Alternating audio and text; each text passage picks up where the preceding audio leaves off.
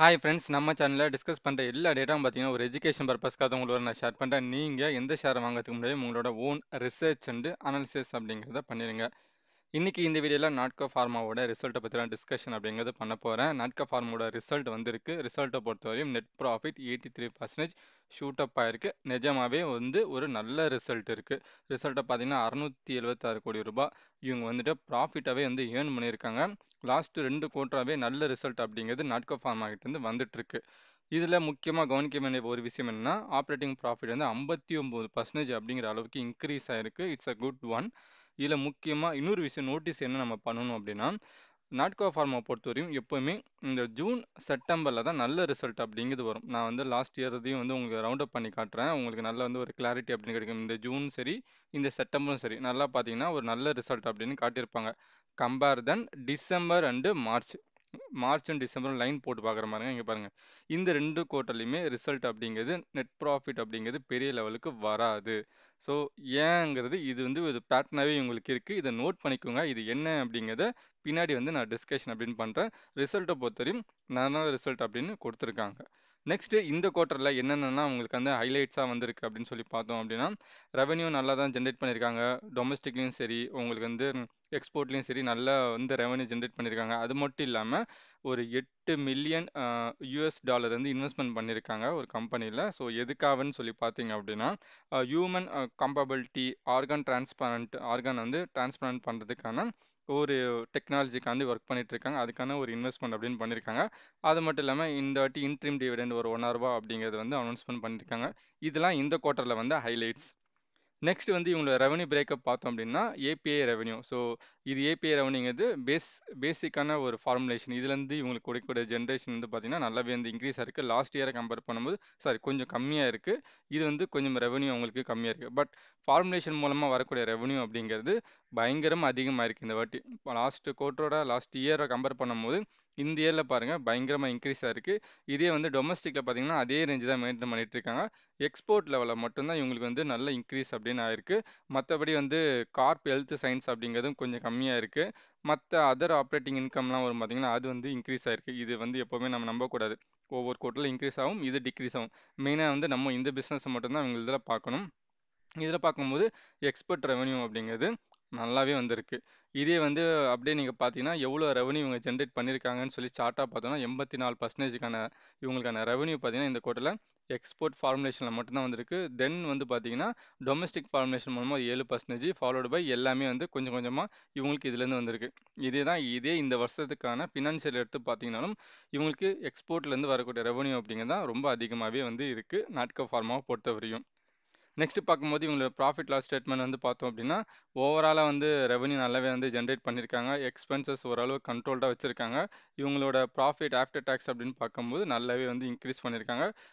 இந்த மார்ஜினும் அப்படிங்கிறது வந்து நல்லாவே வந்து இன்க்ரீஸ் பண்ணியிருக்காங்க. ஓவராலாக இந்த குவார்ட்டரில் வந்து ஒரு நல்ல ரிசல்ட்டாக வந்து நாட்கோ ஃபார்மாவுக்கு வந்து கொடுத்துருக்காங்க. நெக்ஸ்ட் வந்து பார்க்கும்போது இந்த பேரா 14 அப்படிங்கிறதுல வந்துட்டு நிறைய கம்பெனி வந்துட்டு பேட்டன் போட்டு வச்சுருப்பாங்க மெடிசன்ஸ். அது வந்து முடிஞ்சதுக்கப்புறமா ஜென்ரிக் மெடிசனாக மாறதுக்கு முன்னாடி எஃப்டிஎஃப்னு சொல்லுவாங்க, ஃபஸ்ட் டு ஃபைல் அப்படின்னு சொல்லி. எந்த கம்பெனி வந்து ஃபஸ்ட்டு ஃபைல் பண்ணுறாங்களோ அவங்க வந்து ஒரு 180 டேஸ், அதாவது 6 மாதம் வந்துட்டு அந்த மெடிசனை எக்ஸ்க்ளூசிவாக வந்துட்டு மார்க்கெட்லேருந்து சேல்ஸ் பண்ணிக்கலாம். அந்த மாதிரி விஷயத்தில் நாட்கோ ஃபார்மா அப்படிங்கிறவங்க வந்து பயங்கரமாக ஒர்க் அவுட் பண்ணிட்டு இருப்பாங்க. அந்த வகையில் ஒரு 30 மெடிசின்ஸ் அப்படிங்கிறது வரப்போது. அது 14 அப்ளை பண்ணியிருக்காங்க, அது அப்ரூவ்ட் ஆயிருக்கு அப்படிங்கிறதையும் வந்துட்டு இந்த ரிசல்ட்டில் வந்து சொல்லியிருக்காங்க. It's also one good thing. Next வந்து இந்த குவார்ட்டரில் என்னென்னலாம் அவங்க காலில் சொல்லியிருக்காங்க அப்படின்னு நம்ம சொல்லி பார்ப்போம். ஃபர்ஸ்ட் வந்துட்டு இந்த கான்ஃபரன்ஸ் கால் வந்துட்டு அவங்களோட வெப்சைட்லேயே இருக்கும். நீங்கள் பார்க்கணும்னு நினச்சின்னா கண்டிப்பாக போய் நீங்கள் பார்க்கலாம். ஆல்மோஸ்ட் 56 நிமிஷம் நினைக்கிறேங்க கால். நீங்கள் ஃபுல்லாகவே வந்து கேட்டிங்கன்னா தான் உங்களுக்கு நல்ல ஒரு ஐடியா கிடைக்கும். ஃபர்ஸ்ட் வந்து கம்பெனியோட டேரக்டர் வந்து ரிசல்ட்ஸ் எல்லாம் பற்றி சொல்லுவாங்க. அதுக்கப்புறமா ஏகப்பட்ட இன்வெஸ்டர்ஸ், அதாவது மியூச்சுவல் ஃபண்ட்ஸ் ஏகப்பட்ட பேர் இருக்காங்க பார்த்தீங்கன்னா, அவங்க ஆல்ரெடி ரிஜிஸ்டர் பண்ணி வச்சிருப்பாங்க. ஒவ்வொருத்தரும் அவங்களுக்கு ஏற்ற மாதிரியான கொஷின்ஸ், டவுட்ஸ் என்னென்ன இருக்கோ அதை கேட்பாங்க. அதுக்கு கம்பெனி சைட்லேருந்து ஆன்சர் அப்படின்னு சொல்லுவாங்க. நீங்கள் நல்ல கம்பெனி பற்றி நல்லா அண்டர்ஸ்டாண்ட் பண்ணிக்கணும்னு நினச்சிங்கன்னா எந்த நியூஸ் பேப்பர்லையும் எந்த வெப்சைட்லையும் அந்த அளவுக்கு தெரிஞ்சுக்க முடியாது. அந்த கம்பெனியோட கால் உட்காந்து நீங்கள் ஆடியோ கேட்டிங்கன்னா மட்டும்தான் நல்ல ஒரு அண்டர்ஸ்டாண்டிங் கிடைக்கும். ஏன்னா அந்த கம்பெனியோட டேரக்டருக்கு நல்லாவே தெரியும் இவங்கள்ட்ட இப்போ என்னென்ன ப்ராடக்ட் இருக்குது, எவ்வளோ ரெவன்யூ வரும், அப்கமிங்கில் என்னென்ன ப்ராஜெக்ட் இருக்குது, எந்தெந்த ப்ராஜெக்ட்லாம் முடிய போகுது அப்படிங்கிறது தெரியும். இல்லை இந்த இன்வெஸ்டர்ஸ் நிறைய பேர் மாற்றி மாற்றி கொஸ்டின் கேட்கும்போது அவர் பதில் சொல்லுவார். அதுலேருந்து நமக்கு நிறைய க்ளூ, ஹிடன் ஆன்சர் அப்படிங்கிறலாம் ஏகப்பட்டது கிடைக்கும். அந்த வகையில் இந்த கான்காலில் வந்துட்டு முக்கியமாக நமக்கு கிடைச்ச ஆன்சர் என்னன்னு சொல்லி பார்த்தீங்கன்னா 2026 நாட்கோ ஃபார்மா கிட்ட இருக்க நிறைய பேட்டன்ட் மெடிசன்ஸ் வந்து ஜென்ரிக்காக வந்து மாறப்போகுது. ஸோ இதை வந்துட்டு அவர் வந்து கொஞ்சம் இன்டெரக்டாக சொன்னார். 2026 27லாம் we are going to take some struggles அப்படிங்கிற மாதிரி இன்ஃபர்மேஷன் கொடுத்தாரு. இது எதை மீன் பண்ணுது அப்படின்னா, அதுக்கப்புறமா இப்போது இந்த பேட்டன்ட் மெடிசன் வச்சுருக்காங்க பார்த்தீங்களா, இது மூலமாக இவங்க மட்டும்தான் அது வந்து மேனுஃபேக்சரிங் பண்ணி விற்க முடியும். அதனால் லாபம் அப்படிங்கிறது அதிகமாக வரும். இதே 2026 அந்த பேட்டர்ன் முடிஞ்சிச்சுன்னா அப்படின்னா, ஜென்ரிக்காக மாறிச்சு அப்படின்னா, கண்டிப்பாக இவங்களுக்கு வரக்கூடிய ரெவன்யூ கம்மியாகும். ஏன்னா மற்ற எல்லா கம்பெனியுமே வந்து அதே மெடிசன் வந்து மேனுஃபேக்சரிங் அப்படிங்கிறத பண்ணலாம். அதனால் 2026 27லாம் இவங்களோட ரெவன்யூங்கிறது கம்மியாகிறதுக்கு வாய்ப்பு அப்படின்னு இருக்குது. தென் அப்படிங்கிறது வந்து பார்த்திங்கன்னா, இன்வெஸ்ட்மெண்ட் அப்படிங்கிறத கொஞ்சம் அதிகமாக்கலாம் அப்படின்னு சொல்லி அவங்க பிளான் பண்ணிட்டு இருக்காங்க. அதுவும் வந்து நாட் ஒன்லி இந்தியா, மற்ற எல்லா கண்ட்ரிலையும் வந்துட்டு நிறைய கம்பெனி, குட்டி குட்டி கம்பெனிலாம் நிறைய வாங்கலான்னு இருக்காங்க. ஸோ இதுவும் என்ன பண்ணால் ரெவன்யூலேருந்து கொஞ்சம் ஷேர்ஸ் வந்து எடுத்துக்கும். ஏன்னா ஆல்ரெடி இவங்ககிட்ட இருக்க அந்த பேட்டன்ட் மெடிசின்ஸ் வந்து டேட் முடிய போகுது. அதனால் அது வந்து ஜென்ரிக் ஆகும். அதனால் ரெவன்யூ கம்மியாகும். இப்போ இன்வெஸ்ட்மெண்ட்டும் அதிகமாக்குனாங்க அப்படின்னா அதுலேயும் வந்து ரெவன்யூ கம்மியாகிறதுக்கு ஒரு வாய்ப்பு இருக்குது. மூணாவது வந்து பார்த்தீங்கன்னா, அடுத்த குவார்ட்டருக்கான ரிசல்ட் முன்னாடியே நம்ம பார்த்தோம் பார்த்தீங்களா, அந்த Q2 இந்த ஜூலை செப்டம்பரில் மட்டும் நல்ல ரிசல்ட் வரும்.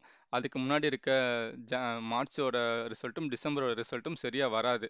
இதை பற்றியும் ஒருத்தர் வந்து கேள்வி கேட்டார். அதுக்கு அந்த கான்கால் என்ன சொன்னாங்கன்னா, இது வந்து எங்களால் எதுவும் சொல்ல முடியாது, அது மார்க்கெட்டை பொறுத்து தான். திடீர்னு நல்ல சேல்ஸ் ஆனால் எங்களுக்கு ஓகே, இல்லைன்னா வந்து இதில் நாங்கள் சொல்கிறதுக்கு எந்த ஆன்சரும் இல்லை அப்படின்னு சொல்லியிருக்காங்க.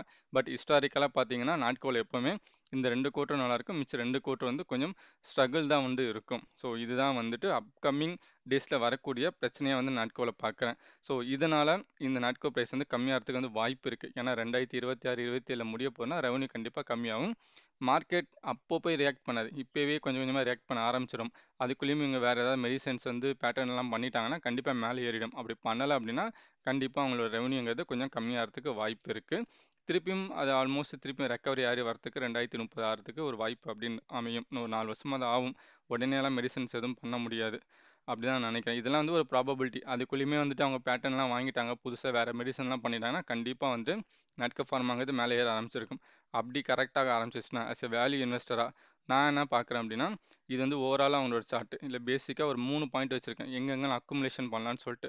ஒரு விஷயத்தை புரிஞ்சுக்கோங்க, அக்குமுலேஷன்ங்கிறது வேறு, ஆவரேஜுங்கிறது வேறு. ஆவரேஜுங்கிறது தெரியாமல் ஒரு ஷேரை வாங்கிட்டு அது கீழே இறங்க இறங்க நீங்கள் பண்ணிட்டு இருக்கிறது வந்து ஆவரேஜ். அக்குமுலேஷனுங்கிறது ஒரு ஷேரை பற்றி டீட்டெயிலாக தெரிஞ்சுக்கிட்டு இது இங்கே தான் இறங்கும், ஸோ அங்கே இறங்கும் போது நம்ம அங்கே வாங்கணும், இங்கெல்லாம் கொஞ்சம் கொஞ்சமாக அக்குமுலேட் பண்ணணும் அப்படிங்கிறது தான் accumulation. So there is a difference in average and accumulation. அப்படி அக்குமுலேஷன் எங்கே பண்ணணும்னு பார்த்தீங்கன்னா, 1000 ரூபாயில் ஒரு இடம், 812, 507 இந்த 3 பாயிண்ட்டும் வந்துட்டு நான் ஒரு அக்குமுலேஷன் ஜோனாக வச்சுருக்கேன். இங்கே வரும்போது லாங் டேர்முக்கு வந்து கண்டிப்பாக அக்குமுலேஷன் அப்படின்னு பண்ணுவேன். அதுவும் இந்த 500 கிடச்சிதுன்னா கண்டிப்பாக அக்குமுலேஷன் அப்படிங்கிறது பண்ண ஆரம்பிப்பேன். ஏன்னா இது வந்து பார்த்தீங்கன்னா ஒரு நல்ல சப்போர்ட். இது நாட்கோ ஃபார்மா இத்தனை வருஷத்தில் இந்த இடத்த உடச்சிட்டு கீழே போகவே இல்லை. இங்கே வாங்கினோம் அப்படின்னா இங்கேருந்து சாலிடாக ஒரு 100% அளவுக்கு ப்ராஃபிட் அப்படிங்கிறது நாட்கோ ஃபார்மா மூலமாக கிடைக்கும். பட் இங்கே இறக்குங்கிறதுக்கு ரொம்ப டைம் ஆகும். இருந்தாலும் அந்த மாதிரி பாயிண்ட்லாம் கிடச்சுன்னா கண்டிப்பாக ஒரு அக்குமுலேஷன் ஜோனாக நான் வந்து போட்டு வச்சுருக்கேன். ஸோ அவ்வளோதான் நண்பர்களே, இன்றைக்கி இந்த டேட்டா தான் உங்களோட ஷேர் பண்ணணும்னு நினச்சேன். அதுக்காக தான் இந்த வீடியோ எடுத்தேன். கண்டிப்பாக வீடியோ பிடிச்சிருந்தா லைக் பண்ணுங்கள், கமெண்ட் பண்ணுங்கள், உங்கள் ஃப்ரெண்ட்ஸ் அண்ட் ரிலேட்டிவ்க்கு நம்ம சேனலில் சஜஷன் அப்படிங்கிறத பண்ணுங்கள். தேங்க்ஸ் ஃபார் வாட்சிங்.